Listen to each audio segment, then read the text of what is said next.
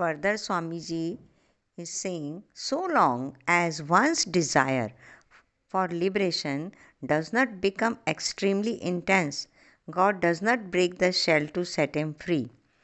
For the present, you like bondage and you are scared of getting transformed into a pearl, fearing what unknown regions you might have to traverse in that stage. Your condition is similar to that of a parrot who feels quite happy and secure in his cage.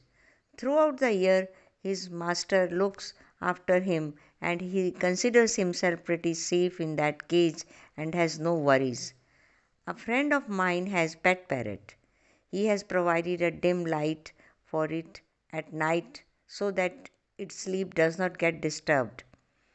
For early hours of night, it has 7 beautiful lights in different colors. Besides, there is a swinging cradle too, in which there are various types of fruits. One day, our friend told me this parrot is our Rashtrapati president, and the cage is its Rashtrapati Bhavan. There are several cups containing various types of food for it. I said, you are quite right. This is in fact your Rashtrapati. Our friend said, I am teaching English to the parrot, for English is highly respected. By learning Hindi, it will lose its prestige. I am training it to speak good morning.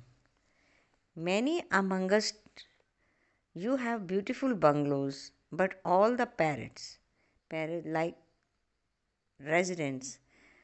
Many among us, you have beautiful bungalows, but all the residents are in prison. Howsoever beautiful the cage may be, the parrot is nevertheless in prison. It feels, eat, drink, and be merry. There is no cat to tease, and there is no enemy.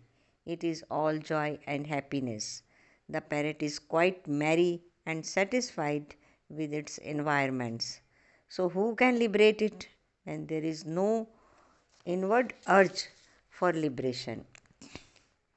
That is why some people with old ideas assert that even the British rule was better. At least there was some safety. They do not like freedom, as their minds are still slaves. While the country is free, its inhabitants are still slave minded. While the country is free, its inhabitants are still slave minded. Remember, for these very reasons, a sannyasi does not mortgage either his body, mind, or intellect. This is genuine freedom, and sannyas alone represents freedom in the real sense. The pearl is liberated, its shell is broken. It is a state of great desperation when the devotee is extremely earnest to be uplifted and refuses to remain in his present state of agony. He is very keen to be one with God and to finally merge in Him. Such a person becomes devotee to truth of the highest order. He rises above affection and hatred. He does not discriminate between his own people and others. When he has reached such a state, God knows that this shell will have to be broken. He breaks the shell eventually and the pearls come out of it. The soul is imprisoned in the body's shell. The more the restlessness, the more powerful is the intensity of speed. The Lord knows that this shell has now to be broken, for its restlessness has reached the peak. The Lord knows that this shell has now to be broken, for its restlessness has reached the peak. But He will break it only at the appointed hour. If the pearl is yet unripe, He will not break the shell, whatever the intensity of restlessness. God knows that the pearl is yet raw. If the shell is broken at this stage, it will get destroyed and will not deliver a full-fleshed pearl. Therefore, whatever the intensity of restlessness, Lord will break the shell only at the right hour. This is called God's utmost grace. The essence of today's shloka is that the surrender should be pure and free from any attachment whatsoever. You should be fully devoted only to God and have no attraction at all for all the fruits which you have surrendered at His feet. You should be fully devoted only to God and have no attraction at all for the fruits which you have surrendered at His feet. The eyes should be on the Lord and not on the plate containing the prasad, fruit. There is a lot of deception in religious places these days.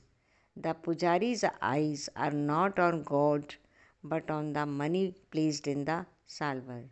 One who is attached to many cannot be attached to God. You cannot dedicate yourself to God and mammon both. This is impossible. O Pujari, devote yourself to one. Your real place is at Lord's feet. Where else can be your idol of worship?